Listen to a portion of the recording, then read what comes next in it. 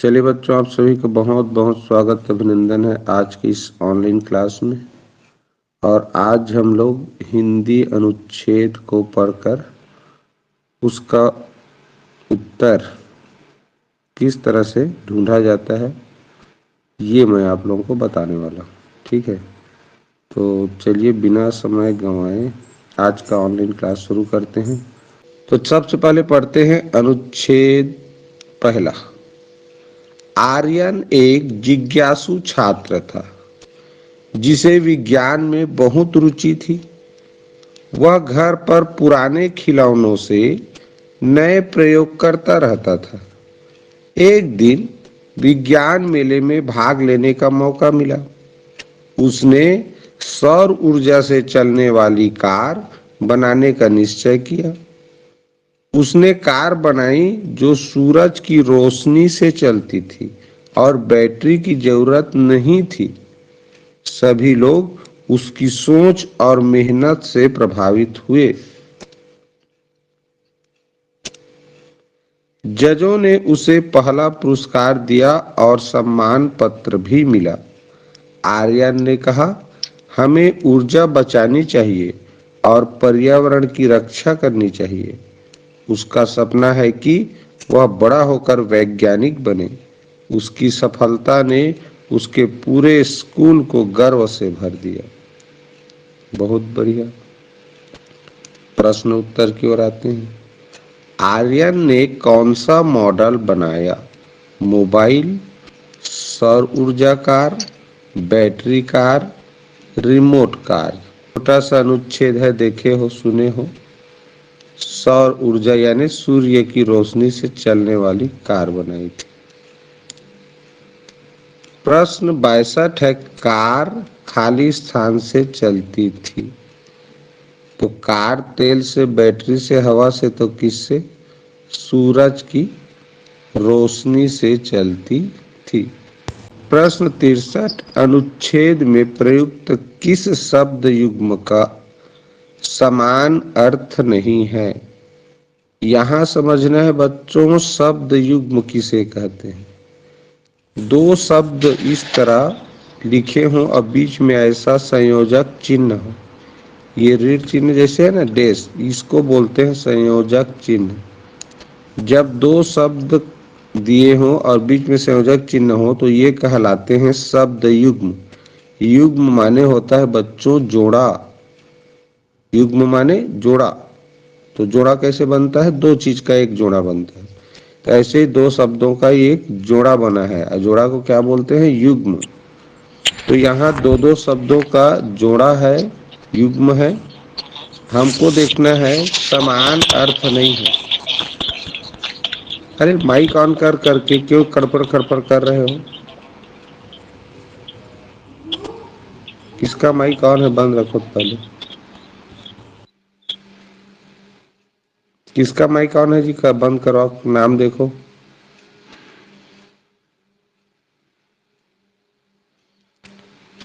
चलो उत्तर देखें। Option A ऊर्जा, शक्ति, पुरस्कार, तिरस्कार, रोशनी, ज्योति, जिज्ञासु, खोजी।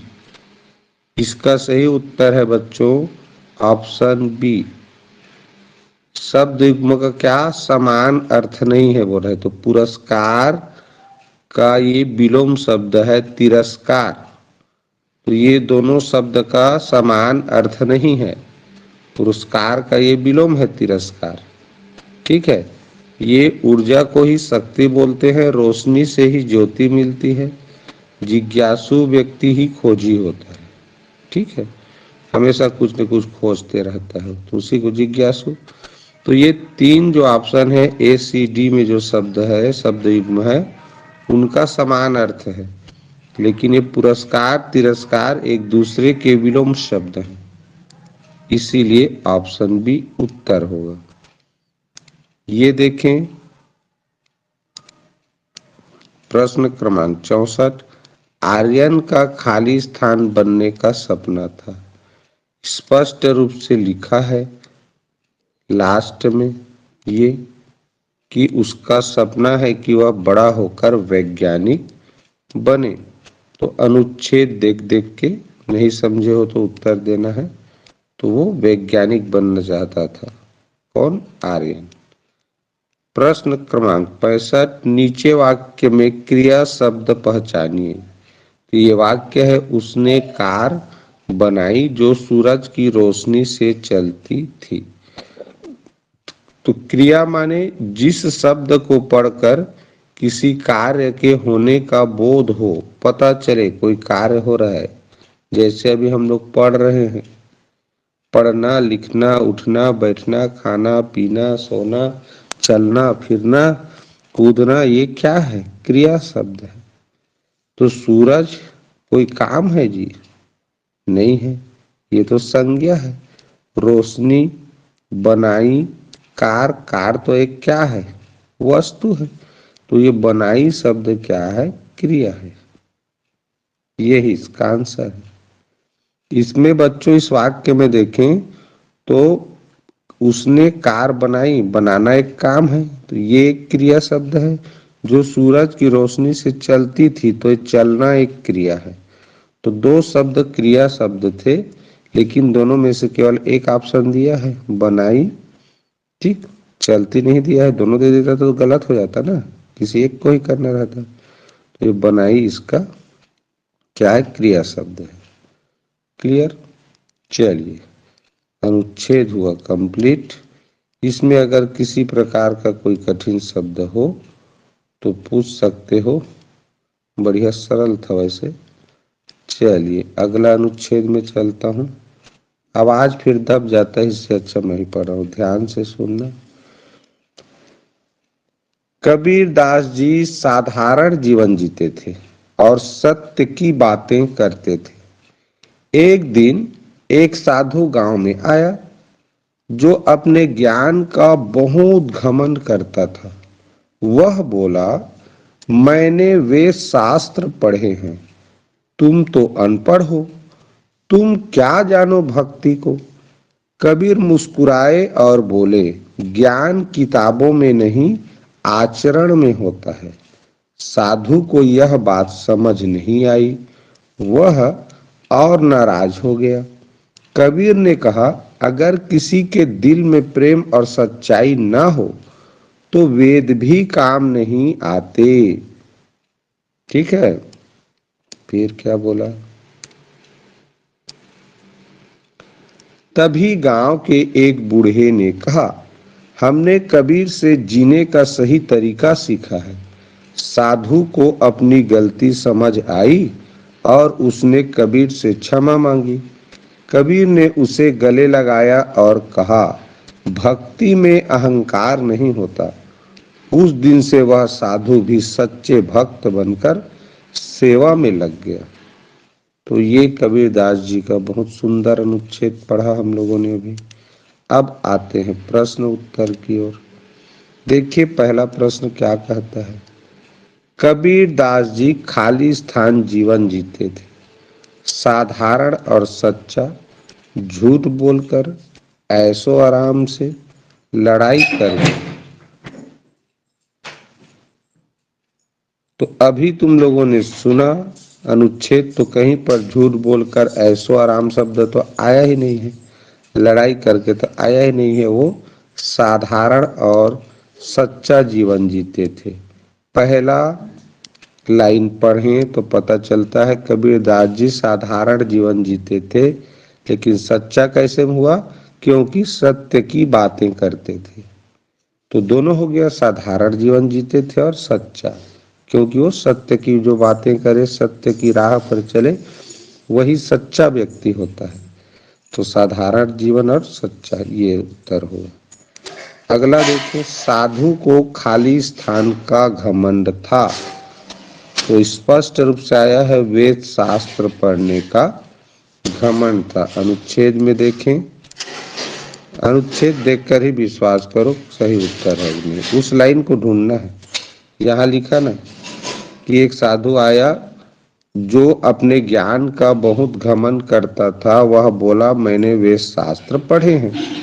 तो उसे अपने ज्ञान का घमंड था, उसने ये वेद शास्त्र पढ़े थे। तो ये क्या होगा जी? यहाँ ज्ञान का घमंड तो नहीं लिखा है ना, देखो पैसे का, कपड़ों का, मंदिर बनाने का, ये शब्द तो आया ही नहीं है, ये लाइन ही नहीं आया है कि उसे पैसे का कि कपड़ों का कि मंदिर बनाने का घमंड घमंड था। किसका आया है? उसने कहा कि मैंने वेद शास्त्र पढ़े हैं तो मुझे ज्यादा ज्ञान है, उसके बारे में मैं ज्यादा जानता हूँ, ऐसे करके साधु ने बोला। 68 नंबर का प्रश्न देखें। कबीर ने कहा कि ज्ञान खाली स्थान में होता है। कबीर ने क्या कहा? ज्ञान खाली स्थान में होता है। तो क्या किताबों में होता है? मंदिर में, भाषा में? नहीं, आचरण में। चलिए देखिए कहाँ पर लिखा है। देखो लिखा है यहाँ, कबीर मुस्कुराए और बोले ज्ञान किताबों में नहीं आचरण में होता है। कबीर ने क्या कहा? हाँ, दिख नहीं रहा है। दिख नहीं रहा है। सबको नहीं दिख रहा है जी?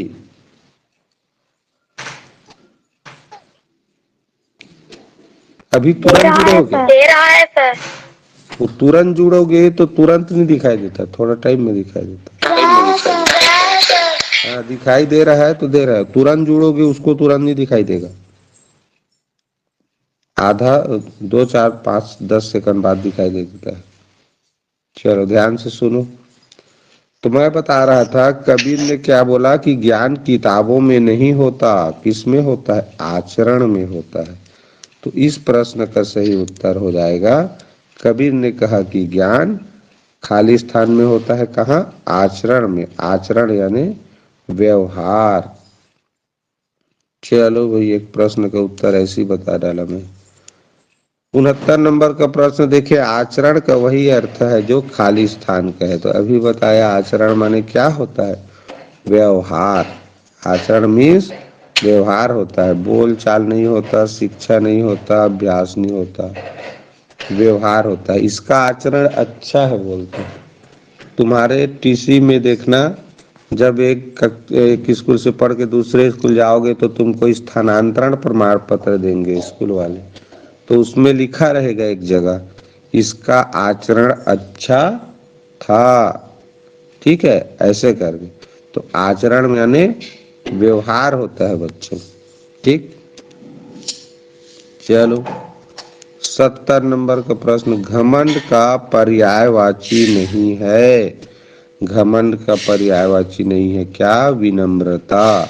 विनम्र बच्चे, विनम्र व्यक्ति क्या करता है? बढ़िया प्रेम से अपनी बात को रखता है। ठीक है, प्रेम पूर्वक, मीठ और बढ़िया विनम्र भाव से। तो अब ये अभिमान घमंड को ही बोलते हैं। अहंकार माने भी घमंड होता है, दर्प माने भी घमंड ही होता है। तो ये सब पर्यायवाची है, जबकि विनम्रता पर्यायवाची नहीं है। तो ये अनुच्छेद भी हुआ कंप्लीट बच्चों। अब आते हैं अनुच्छेद क्रमांक 3 में। चलो ध्यान से सुनना। रिया एक शांत और होशियार छात्रा थी, लेकिन वह सबके सामने बोलने से डरती थी। एक दिन स्कूल में भाषण प्रतियोगिता की घोषणा हुई। रिया पहले तो घबरा गई, लेकिन फिर उसने खुद से कहा, मैं कर सकती हूँ। उसने रोज शीशे के सामने खड़े होकर अभ्यास करना शुरू किया। धीरे धीरे उसका आत्मविश्वास बढ़ता गया। प्रतियोगिता के दिन उसने साहस के साथ मंच पर कदम रखा। उसने बिना रुके और साफ शब्दों में अपना भाषण पूरा किया।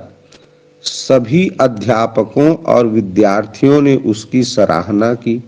उसे प्रथम पुरस्कार मिला, लेकिन उसके लिए असली जीत उसका डर जीतना था। अब वह हर बार पूरे आत्मविश्वास से बोलती है। तो ये देखो भाई, आत्मविश्वास जिसके अंदर है वो हर काम अच्छा कर सकता है। तो इसके लिए पहले आत्मविश्वास पैदा करना जरूरी है। तुम्हारे अंदर जो डर है उसको भगाना जरूरी है। डर को भगाने के लिए क्या करना पड़ता है? अभ्यास करना पड़ता है, प्रैक्टिस करना पड़ता है। तुम सब के अंदर बच्चों एक डर होगा अभी कि मैं नवोदय पास होऊंगा कि नहीं। ठीक है, तो वो डर कैसे भागेगा भाई? अधिक से अधिक प्रैक्टिस करो, अधिक से अधिक पढ़ो, प्रैक्टिस मेन है। अधिक से अधिक प्रैक्टिस करो, जिस चीज को नहीं जानते उसके लिए वीडियो को देखो, सारा वीडियो बन चुका है, उसमें उसका उत्तर दिया है। तो अधिक से अधिक प्रैक्टिस करोगे तो तुम्हारा आत्मविश्वास बढ़ेगा। क्या बढ़ेगा? आत्मविश्वास। और जिसका आत्मविश्वास अच्छा रहता है उसका पेपर क्या, दुनिया का हर काम अच्छा बनता है। तो यही चीज सिखा रहा है ये अनुच्छेद हमें, कि हमें अधिक से अधिक प्रैक्टिस यानी अभ्यास करने की जरूरत है किसी भी कार्य को अच्छा से अच्छा करने के लिए। तो हमारे अंदर आत्मविश्वास जगेगा, और आत्मविश्वास जगेगा तो हम उस काम को अच्छे से कर पाएंगे। तो चलिए, बहुत ही सुंदर प्रेरणा देता हुआ यह अनुच्छेद का प्रश्न देखें। अब, रिया को खाली स्थान से डर लगता था, तो रिया को सबके सामने बोलने से डर लगता था। ये बात इस अनुच्छेद में आया है। ये देखो, लेकिन वह सबके सामने बोलने से डरती थी, लिखा है ना।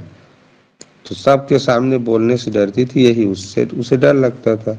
तो रिया को सबके सामने बोलने से डर लगता था। 72 नंबर का प्रश्न देखिए, भाषण का पर्यायवाची शब्द नहीं है। भाषण देना मतलब क्या है? ये किसी भी विषय के बारे में, जिस विषय के बारे में कहा गया हो या तुमने चुना हो, उसके बारे में बहुत सारी बातें, जानकारी बताना भाषण है। क्रमबद्ध रूप से बताना रहता है वो भी। तो भाषण का पर्यायवाची देखो, प्रवचन करना, ये तो भाषण का है। वार्ता, ठीक है, वक्तव्य, ये भी भाषण का पर्यायवाची है। गाना, भाई गाना गाना, भाषण देना, दोनों में तो अंतर है ना। तो गाना भाषण का पर्यायवाची नहीं है। गाना में सुर ताल लय की जरूरत पड़ती है। ठीक है, सुर ताल में गाना पड़ता है। और ये प्रवचन, वार्ता, वक्तव्य, ये क्या है? कोई भी विषय के संबंध में जानकारी बताना, क्रमबद्ध रूप से जानकारी बताना, ये कहलाता है भाषण। चलिए बच्चों, समझ में आ गया होगा। अगला प्रश्न देखें। रिया को सबसे बड़ी जीत खाली स्थान लगी। तो रिया को सबसे बड़ी जीत डर पर जीत, पुरस्कार सबसे बड़ी जीत नहीं लगी। तालियां तो आया ही नहीं है, नया कपड़ा शब्द आया ही नहीं है। दो शब्द था जिसमें फंस सकते थे, पुरस्कार और डर पर जीत। तो रिया को अपने अंदर जो जो डर था, ये लिखा है ना, असली जीत उसका डर जीतना था। असली जीत लिखा है ना, उसे प्रथम पुरस्कार मिला, लेकिन उसके लिए असली जीत डर जीतना था। इसीलिए ये उत्तर होगा। तो रिया को सबसे बड़ी जीत पुरस्कार जीतना नहीं लगा था, डर पर जीत। उसके अंदर जो डर था कि वो सबके सामने नहीं बोल पाएगी या नहीं बोल सकेगी, इस पर उसने जीत हासिल की, वो उसके लिए सबसे बड़ी जीत थी। 74 नंबर का प्रश्न देखें। प्रतियोगिता के दिन रिया ने खाली स्थान भाषण दिया, डरते हुए, अधूरा, रुका रुका, साहस के साथ। तो अनुच्छेद तुम लोग अच्छे से पढ़े हो बच्चों, तो स्पष्ट रूप से बोल सकते हो कि उसने बहुत ही साहस के साथ भाषण दिया। साहस यानी हिम्मत के साथ लिखा हुआ है अनुच्छेद में। चलिए, प्रश्न क्रमांक 75। नीचे वाक्य में क्रिया विशेषण पहचानिए। उसने बिना रुके और साफ शब्दों में अपना भाषण पूरा किया। प्रश्न कह रहा है बच्चों, क्रिया विशेषण, नाम से ही पता चल रहा है जो शब्द क्रिया की विशेषता बताए। किसका विशेषता बताए? क्रिया शब्द की विशेषता बताए कि वो काम किस तरह से हो रहा है, तो वो शब्द कहलाता है क्रिया विशेषण। तो पहले पहचानना है क्रिया कौन सा है। तो उसने बिना रुके और साफ शब्दों में भाषण पूरा किया। तो भाषण पूरा करना ये क्रिया है, भाषण देना क्रिया है, भाषण पूरा करना क्रिया है। तो उसने भाषण कैसे पूरा किया? तो बिना रुके और साफ शब्दों में। तो इसमें कौन सा आया है? ये बिना रुके। दो इसमें क्रिया विशेषण शब्द है, एक तो बिना रुके और साफ शब्दों में, दोनों शब्द क्रिया विशेषण है। तो साफ शब्दों में तो नहीं लिखा है, एक शब्द है बिना रुके, तो बिना रुके शब्द लिखा है, यही इसका क्रिया विशेषण है। तो यही इसका उत्तर है बच्चों। भाषण क्या है? एक भाषण देना एक क्रिया है, ठीक है। भाषण एक संज्ञा हो गया। पूरा करना, कंप्लीट करना शब्दों, ये सब नहीं है। अभी बताया तुम लोगों को, किसी भी क्रिया की विशेषता बताया। जैसे मैं कहूँ कि वह बहुत अच्छा पढ़ता है, तो पढ़ना एक क्रिया है, लेकिन पढ़ने का काम कैसे कर रहा है? बहुत अच्छा। या कहें वह धीरे धीरे पढ़ता है या पढ़ती है। वह जल्दी जल्दी चलता है, तो चलना क्रिया है, तो चलने का काम जल्दी जल्दी हो रहा है, तो जल्दी जल्दी शब्द क्रिया विशेषण। उसी तरह कोई भी क्रिया हो, कोई भी कार्य हो, उसे किस तरह से किया जा रहा है वो शब्द कहलाएगा क्रिया विशेषण। चलिए, यह अनुच्छेद भी कंप्लीट हुआ बच्चों। अब आते हैं इस मॉडल पेपर का अंतिम अनुच्छेद में। अनुच्छेद क्रमांक 4। सहयोग से ही समाज चलता है। एक अकेला व्यक्ति कमजोर होता है, पर साथ मिलकर वह शक्तिशाली बनता है। पक्षियों का झुंड जब उड़ता है तो तेज और दूर तक पहुंचता है। एकता में ही शक्ति है, यह हर जीव सिखाता है। सहयोग से काम आसान हो जाता है। जो एक दूसरे की मदद करते हैं वही सच्चे साथी होते हैं। सिर्फ बोलने से नहीं, मदद करने से सहयोग दिखता है। हर छोटा सहयोग भी बड़ी मदद बन सकता है। समाज में अगर सब मिलकर चलें तो विकास जरूर होता है। सहयोग सिर्फ काम में नहीं, रिश्तों में भी जरूरी है। तो चलिए, बढ़िया व्यवहारिक ज्ञान मिला आप लोगों को। सहयोग का अर्थ क्या होता है जाने, किसे सहयोग कहते हैं, प्रश्न उत्तर से और अच्छे से समझेंगे। चलिए देखिए, सहयोग से खाली स्थान होता है। तो सहयोग से क्या होता है जी? काम आसान हो जाता है। किसी का सहयोग करेंगे तो काम उसका कठिन नहीं होगा। किसी के सहयोग करने से उसके लड़ाई नहीं होगा तुमसे, कोई लाभ नहीं होगा, ऐसा नहीं हो सकता। तो सहयोग करने से काम क्या होता है? आसान हो जाता है। अगला देखें, 77। एकता में खाली स्थान होती है, तो एकता में शक्ति होती है। यह बात अनुच्छेद में आया हुआ है भाई, देख लो, लिखा है एकता में शक्ति है। तो हमें अनुच्छेद के अनुसार उत्तर देना है, ठीक। पक्षियों का झुंड खाली स्थान सिखाता है। तो पक्षियों का झुंड दौड़ना सिखाता है, लड़ना, मिलकर चलना, उड़ना। तो कई बच्चे उड़ना शब्द किए थे, इसका उत्तर उड़ना नहीं होगा बच्चों। पक्षियों का झुंड हमें मिलकर चलना सिखाते हैं। यहाँ देखो ध्यान से, पक्षियों का झुंड क्या लिखा है देखो। तो पक्षियों का झुंड, चलिए देखते हैं यहाँ पर है कहाँ। हाँ, पक्षियों का झुंड जब उड़ता है तो तेज और दूर तक चलता है। एकता में ही शक्ति है, यह हर जीव सिखाता है, ठीक है। तो पक्षियों का झुंड जब उड़ता है तो ये उड़ने की बात कर रहा है, लेकिन वो सिखा क्या रहा है?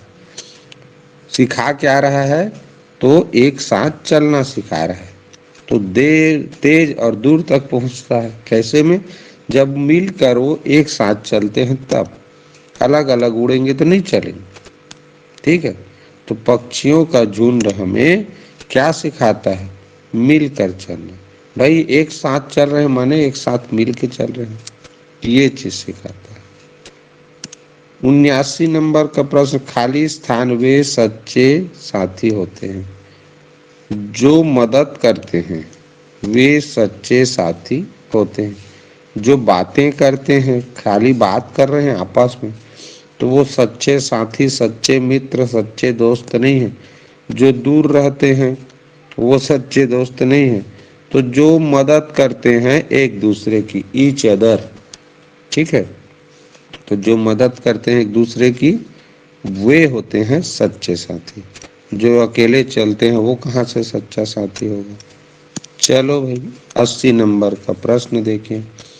वे सब मिलकर काम कर रहे थे, वाक्य में सर्वनाम है, तो इसका सही उत्तर है बच्चों वे। इसका सही उत्तर क्या है? वे। अब देखो सर्वनाम, तो सर्वनाम में कौन सा सर्वनाम है ये भी जान लो। ये चूंकि मैं पढ़ा चुका हूं, इसमें एक पुरुषवाचक सर्वनाम होता है। कौन सा वाचक? पुरुषवाचक। तो ये पुरुषवाचक सर्वनाम है। अब पुरुषवाचक सर्वनाम में 3 प्रकार के सर्वनाम होते हैं। एक होता है प्रथम पुरुष, प्रथम पुरुषवाचक सर्वनाम, दूसरा मध्यम पुरुषवाचक सर्वनाम, और तीसरा होता है अन्य पुरुषवाचक सर्वनाम। ठीक है, अन्य। तो ये जो वे शब्द है वो अन्य पुरुषवाचक सर्वनाम है। और अन्य पुरुष में भी फिर एक वचन और बहुवचन होता है। तो अन्य पुरुष में ये बहुवचन सर्वनाम है। एक वचन में क्या क्या आता है? वह और यह। इसको याद रखो, 2 शब्द को मूल रूप से। वह, यह, ये अन्य पुरुषवाचक सर्वनाम है। वे, ये बहुवचन पुरुषवाचक सर्वनाम है। मध्यम में क्या आता है? तुम या आप, ये मध्यम पुरुषवाचक सर्वनाम है। प्रथम में क्या आता है? मैं, एक वचन है, हम बहुवचन है। ठीक, तो ये इस तरह से तुम लोगों को सर्वनाम याद भी रहना चाहिए कि कोई भी अगर शब्द है तो सर्वनाम पहचानते हो तो सर्वनाम का कौन सा प्रकार है ये भी जानना जरूरी है। ये मैं हिंदी व्याकरण वाला खंड में अच्छे से पढ़ा चुका हूँ। तो इस तरह से बच्चों आज का जो हिंदी का अनुच्छेद वाला जो ऑनलाइन क्लास था वो यहीं पर समाप्त होता है।